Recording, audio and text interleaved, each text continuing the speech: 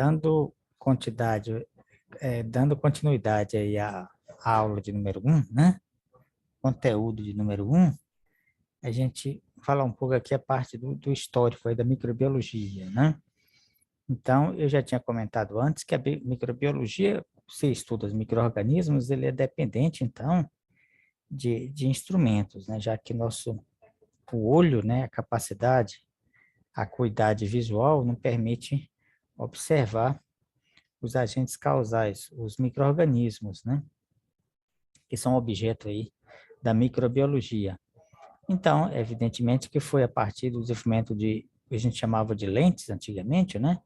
À medida que essas lentes foram melhorando, aumentando o poder de observação, foram feitas as primeiras observações, ainda as primeiras descobertas, né? De novos organismos, né? E, como sempre acontece em ciência, as descobertas iniciais, depois o acúmulo de descobertas, a formulação de teorias, né? É o que a gente chama dar início, então, à ciência, né? A um determinado ramo da ciência, aqui no caso, a microbiologia. Então, a partir de Robert Hooke, né, no século XVII, ele começou, chegando mais gente aí, Marcos Paulo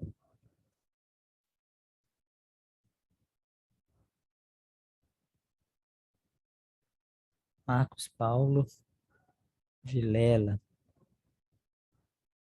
Barbosa.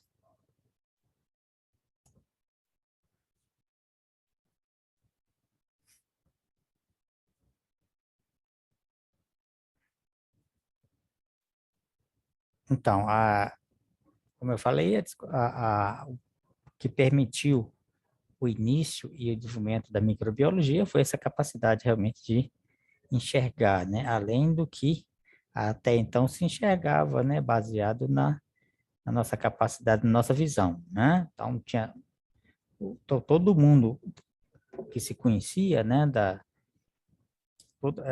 Tudo que se conhecia de observação científica era baseado no que o homem conseguia visualizar a olho nu, né? Então, a partir de desenvolvimento de lentes, de aumento, né? Então, já começou aqui no século XVII, essas primeiras observações. Então, com esse corte aí de uma cortiça, né? Foi observado que essa cortiça, ela era cheia de, como se fossem celas, né? Ou células, que eram, vamos dizer assim, subdivisões, não era um tecido inteiriço, né? Se a gente olhar a olho nu, você vê, evidentemente, quando você faz um corte fino, né? Essa que é a maneira onde você observa, já que para se observar através de microscópios, você tem que ter fatias finas onde a luz possa penetrar, né? E com isso enxergar nesse maior aumento. Então, esse Robert Hooke, então, meramente ao acaso, né? A partir dessa cortiça, então o que se via a olho nu era um tecido inteiro, né? Ele observou, um bloco monolítico, né? Sem subdivisões, mas com a capacidade de aumento. Então, foi observado que o tecido dessa cortiça, na verdade, em vez de maciço, né? Era constituído de orifícios ou buracos, né? Ou células, né? E é claro que essas observações se repetiu em vários outros tecidos vivos, né? Então, a partir do acúmulo de informações, se chegou, então, à seguinte formulação, né? Todo organismo, na verdade, é constituído de subunidades, né? Cada subunidade, vamos dizer assim, tem os fenômenos básicos essenciais à vida. É claro que quanto maior o organismo, quanto mais complexo, a gente vai observando especialização celular, né? Então, ou seja, um grupo de células é especializado na visão, outro, no caso do ser humano, né? Todos os órgãos, né, que compõem o ser humano é formado de subunidades, mas além, em cada célula dessas do coração, do fígado, ah, tem, tem características comuns a todas as células, mas tem particularidades, né, que definem, então, aquela função de cada órgão. Então, isso é o que a gente chama de teoria celular, né? Então, todo organismo, seja um homem, uma árvore, né, um macaco ou uma bactéria, né, no caso, uma bactéria unicelular, ela é constituída pela multiplicação ou pela formação a partir de uma célula ovo. No caso do ser humano, depois, evidentemente, se descobriu que o ser humano nasce a partir de uma célula ovo, né? Então, no início da nossa vida, eu falo do ser humano, mas de qualquer animal, né? A gente é uma célula só, né? Aquela célula ali, após a fecundação. A partir da multiplicação dessas células, vai se formando tecidos especializados e aí o organismo humano, o organismo animal ou uma planta também, né?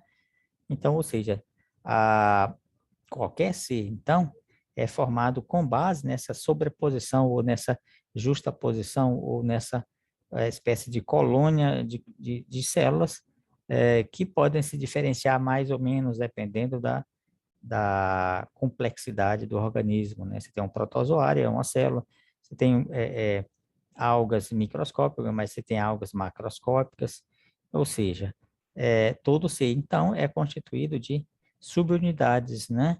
Que a gente chama célula. Então, aqui, além desse Robert Hooke também, esse aqui era um holandês, né? Van Leeuwenhoek, e ele era um cara exímio, né? Nessa parte aqui de polir lentes e, com isso, propiciar, então, o aumento, né? Nosso campo de visão. Aqui é uma réplica de um microscópio antigo, né? Então, pá, chegando mais um aí, peraí. Chegando mais gente aí, deixa eu ver. Não, tem não. Achei que tivesse. Tá, então o Van Leeuwenhoek, né, foi um dos pioneiros aí, especificamente aqui da microbiologia, né? Então, aí já no século XVII, já mais para o final do século XVII, início de século, primeira metade do século XVIII, né? Onde foi a data, né? O período em que viveu aí esse Anton von Leeuwenhoek, né? Evidentemente que essa atividade dele era uma atividade, vamos dizer assim, era um hobby, né? Já que ele ganhava dinheiro com outro ofício, né? A partir de ele tinha esse hobby de polir lentes, e a partir daí ó, fazer observações. Na verdade, a ciência antigamente era um negócio, não era uma profissão, né? Você não tem como você tem hoje um professor universitário que vive de ciência. Você tinha algumas pessoas, evidentemente que ninguém vivia disso, não era possível você viver de ciência, não era uma profissão definida. Então, algumas pessoas às vezes ganhavam dinheiro com outra coisa e exercia aquela atividade como hobby, né? Então, ele fez as primeiras observações, né, de micro-organismos vivos através dessas lentes de aumentos, né, que são os microscópios. Ele fez desenho bem detalhado, né, de material que ele achava, né, ou de organismo que ele achava dentro da água da chuva, em fezes. Ele raspava aquele dente lá, colocava em lâminas. Algumas bactérias têm, a partir de Leeuwenhoek, então, foram desenhadas as primeiras bactérias, né? Então, tudo isso ele mandava para a academia, acho que britânica, se não me falha a memória, né? Registrava, né? E mandava para a academia, essa academia de ciência, né? Então, por exemplo, a gente tem essas observações aqui do Leeuwenhoek, né? Que são bactérias, né? Há bactérias em formato mais como é que chama? Espiraladas, né? A figura G, bactérias em forma de bastonete, mais ou menos alongado, bactéria em forma de cocos, essa figura aqui aí, né?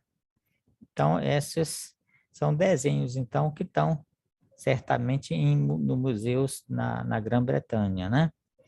Bom, então, toda nova ciência, né, dá origem a determinados debates, ou se mudança de paradigmas anteriores, né, que vigiam até a data em que essa nova ciência apareceu, né?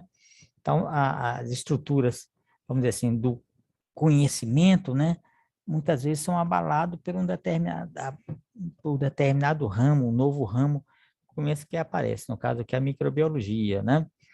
Então, essa até a segunda metade do século XIX, né, então nos idos aí de 1800, acreditava que esses animais, sapo, cobra, camundongo, né, poderiam nascer espontaneamente, né, a partir, por exemplo, aqui de solo úmido.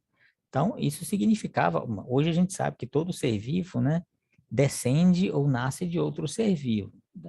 Por mais que nos pareça estranho essa ideia, né, mas era os conhecimentos que se tinha da época. Mosca poderiam surgir do estrume, larva de mosca poderia ser. Bom, hoje a gente está chamando de larva de mosca, mas é claro que é, naquela época não se sabia que a partir dessas larvas, alguns tipos de larva poderiam, com o desenvolvimento, vamos dizer assim, daquele organismo, virar um organismo diferente, falo diferente morfologicamente, como uma mosca, né? Hoje a gente sabe que uma borboleta, que uma lagarta, né? Pode, com a metamorfose do corpo e mudanças, ele pode se transformar, por exemplo, numa mariposa ou numa abelha, ou numa mariposa, né? Então, isso nos parece natural, né? Mas naquela época, assim, e na verdade faz sentido, né?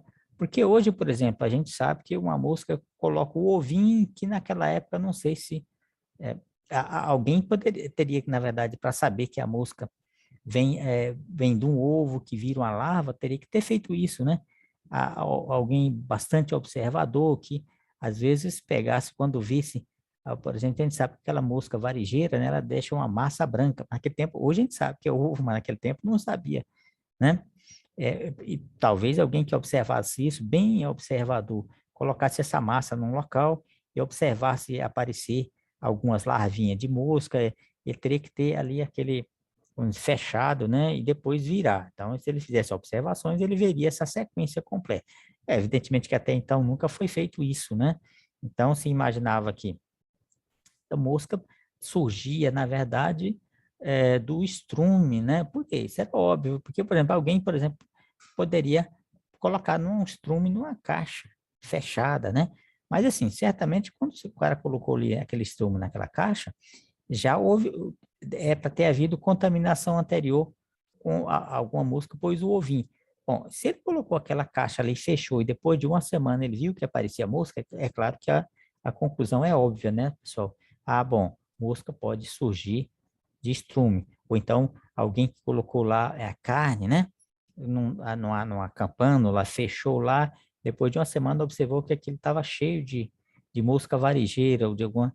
Então, o cara, é evidente, a conclusão é óbvia. Bom, da carne, a carne pode a cada momento gerar, né, por geração espontânea, né, novos, pelo menos esses organismos aí, né.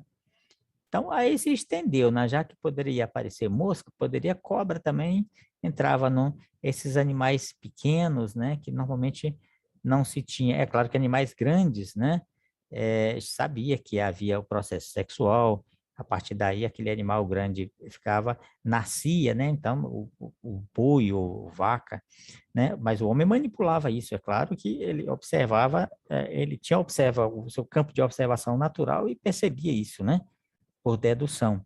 Agora, esses animais aí, que ninguém, né, animais pouco, vamos dizer assim, pouca gente, evidentemente, se daria o trabalho de estar observando com aquele método para descobrir realmente que uma mosca pode vir daquela massinha branca, que hoje a gente é ovo, mas não dava para identificar como ovo, né? Se a gente colocar um lente de aumento, a gente vê que é ovo. Então, assim, se a gente fizer um esforço, né, a coisa é meio lógico, né? Que se a gente fizer esse tipo de raciocínio, que poderiam realmente, naquela época, esse tipo de animais menores, né, que não se tinha pouca observação, poderiam surgir realmente de matéria inanimada, né, que a gente chama, então, geração espontânea.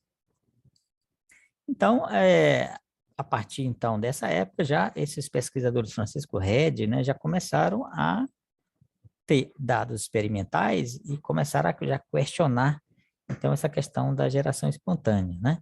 Então, o que que fez aí o Francisco Redi, né, no final do século, segunda metade do século XVII, né? encheu 2 jarras com carne, né, já em decomposição. Na primeira jarra, ela foi deixada aberta, na segunda, ela foi lacrada, né? Então, ele esperou lá um certo tempo e ele observou que na jarra que estava aberta, né, que permaneceu aberta, apareceu a larva de mosca, né? E na segunda jarra, não houve o aparecimento dessas larvas. A conclusão dele, então, aqui já, ó, larvas se desenvolveram a partir das moscas adultas que acessaram a primeira jarra, a jarra que estava aberta, né? E depositaram ovos. Certamente já tinha lupa, ele observou que aquela massa, na verdade, eram ovos, né? Como, sei lá, parecido com ovo de galinha, algum ovo maior, macro, né? Como os microscópios permitiam aumentar, ele já percebeu que eram, na verdade, ovos, né? E a conclusão foi óbvia, né? Da mesma forma que a galinha, um ovo é incubado e nasce outro animal, ele já tinha, então, o desenho experimental, vamos dizer assim, a analogia, né? Então, diz, bom, aquela massa que eu achei que fosse uma massa de uma substância é composta de ovo, desse ovo, evidentemente, que ele, depois de um certo tempo, surgiu as larvinhas, né? Bom, agora, o pessoal da geração espontânea, apesar dessa conclusão, né?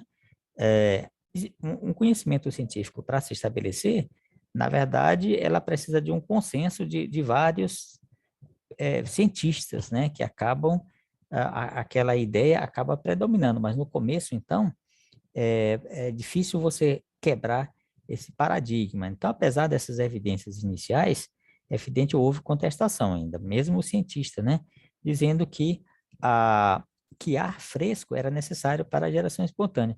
Quando ele, na segunda jarra que ele lacrou, ele impediu o acesso de ar fresco, né, que poderia, então, que seria necessário para que houvesse o processo aí da geração espontânea. Razoável também essa contestação, né? Então, ele repetiu, né, já que houve essa possibilidade do ar que seria necessário para a geração espontânea, no caso, não foi dado acesso, então ele repetiu. Então, nessa primeira jarra ele deixou aberto, né, aqui na repetição, e na segunda jarra, em vez de ele lacrar, o que que ele fez? Ele colocou uma rede bem fina que deixava passar o ar, né? Vamos imaginar um filó ou um tecido que não deixaria, evidentemente, passar a mosca, mas passaria o ar, né? O resultado foi o mesmo do experimento anterior, né? Nessa jarra, na primeira jarra, então, que ficou aberta, apareceu, então, as larvas, e nessa jarra que foi coberta aí com a rede, né? Foi lacrado, mas com uma espécie de tecido fino, poderíamos até imaginar gaze, né? Não houve realmente, não houve o aparecimento de insetos.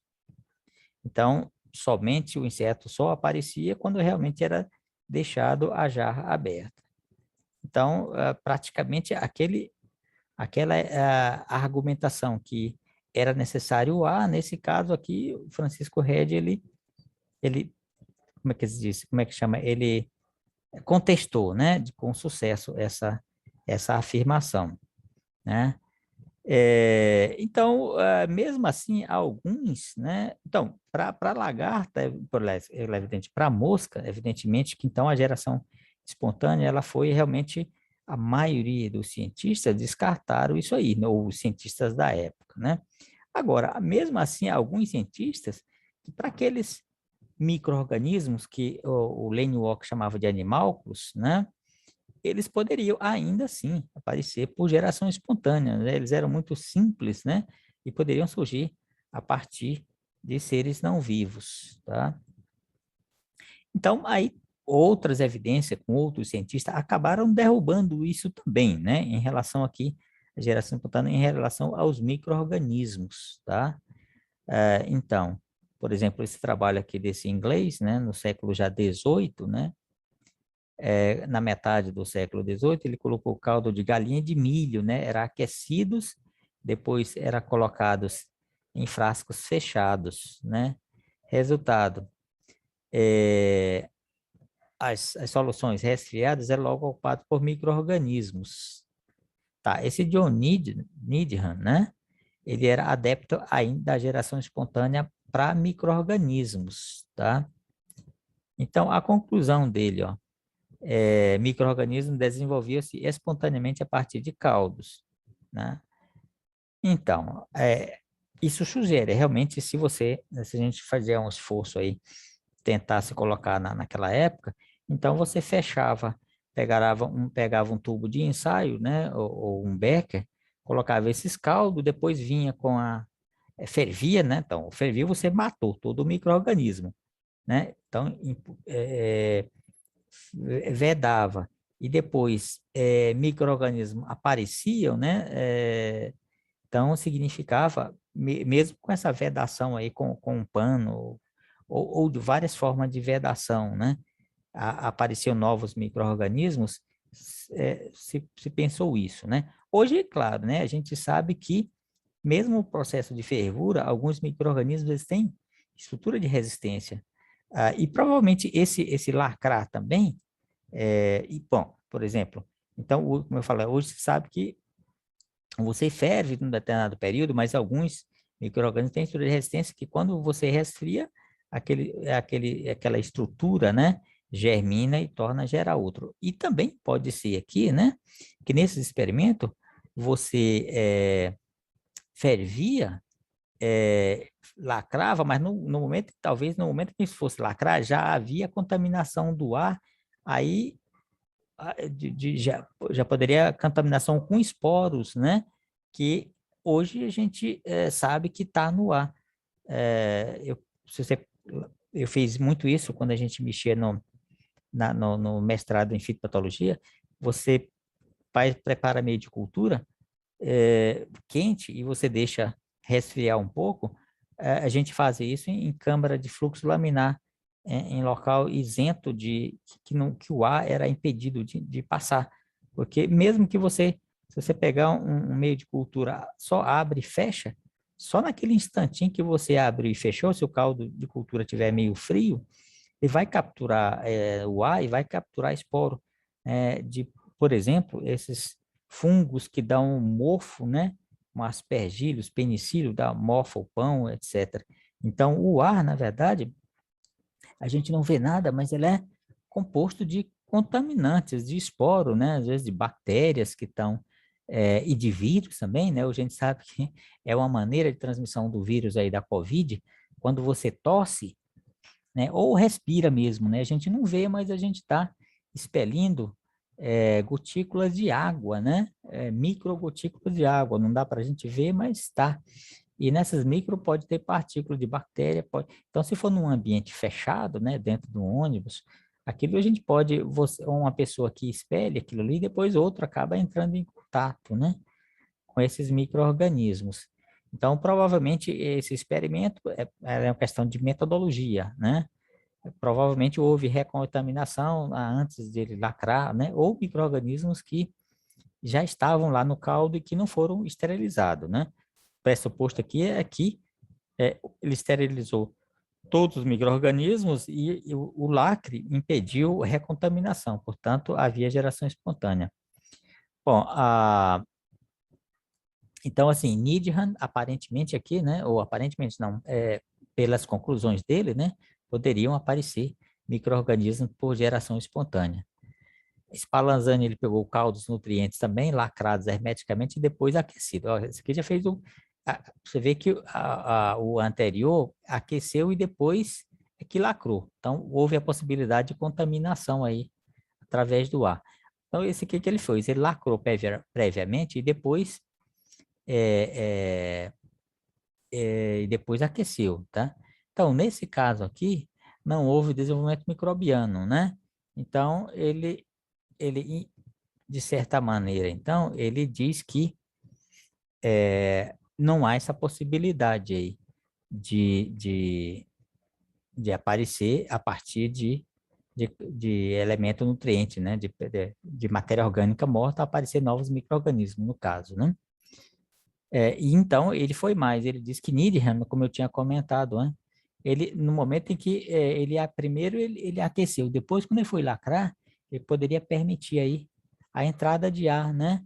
e, com isso, micro-organismos. Agora, Needham contra-argumentou Spallanzani dizendo que se ele, primeiro ele lacrava e depois fervia, o calor, né, acabava por matar a força vital necessária para a geração espontânea, né, que foi destruída pelo calor, e foi, então, por isso que realmente não houve o aparecimento de novos micro-organismos.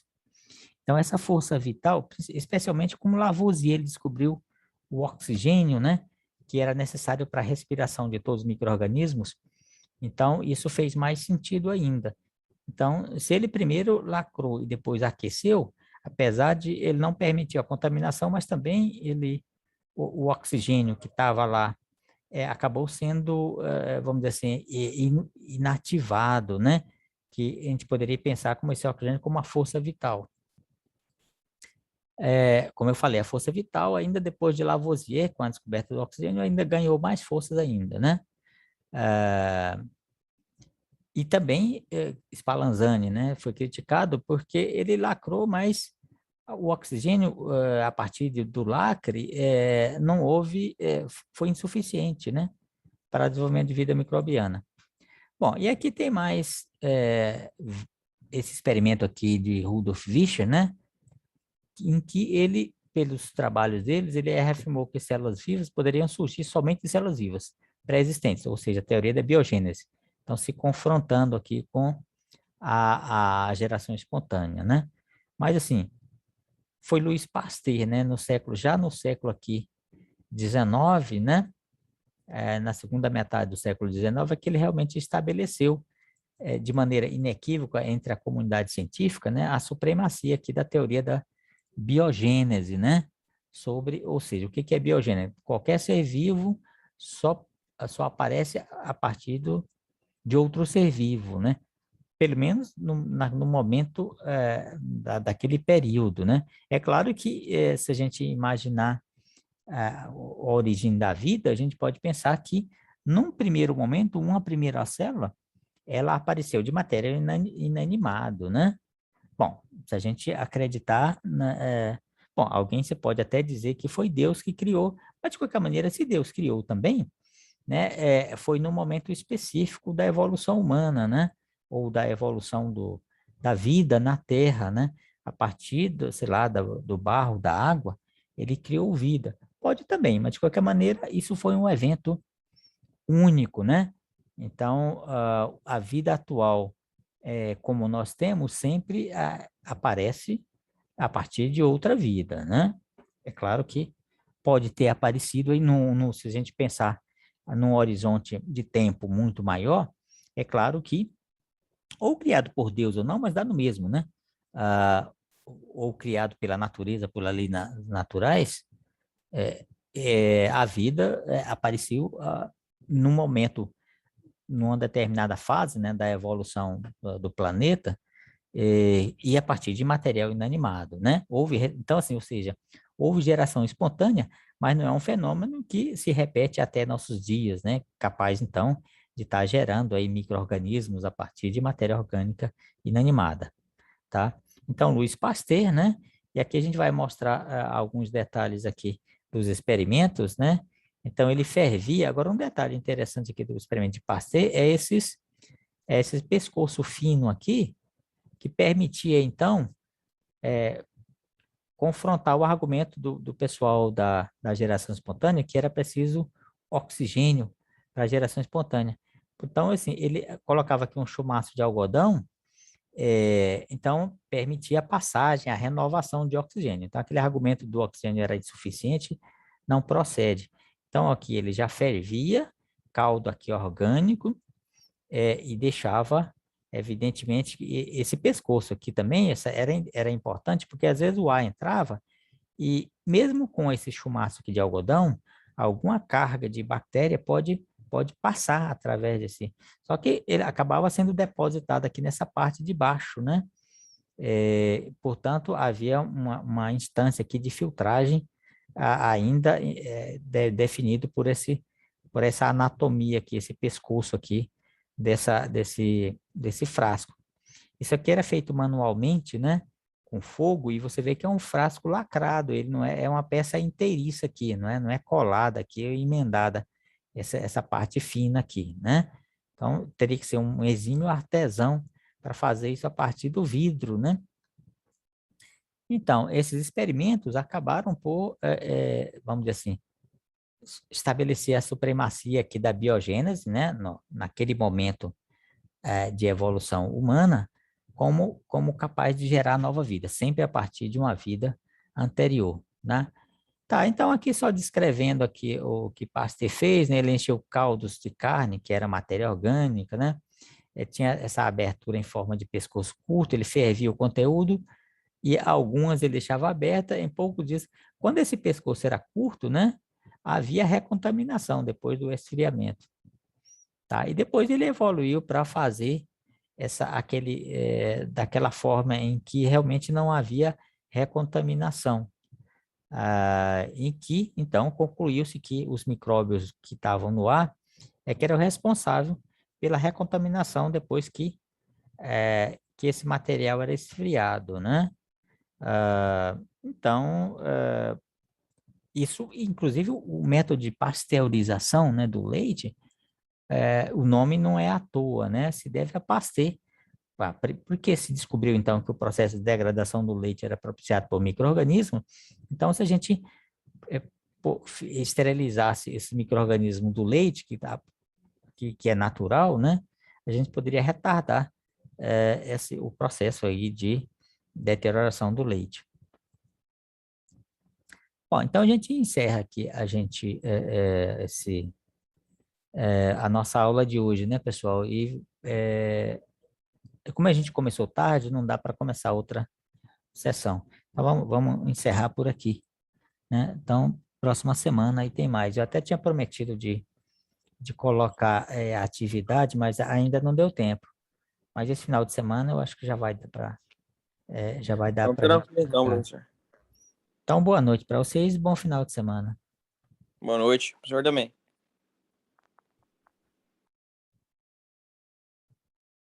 Boa noite, professor. Boa Boa noite. noite, professor. Boa noite, pessoal.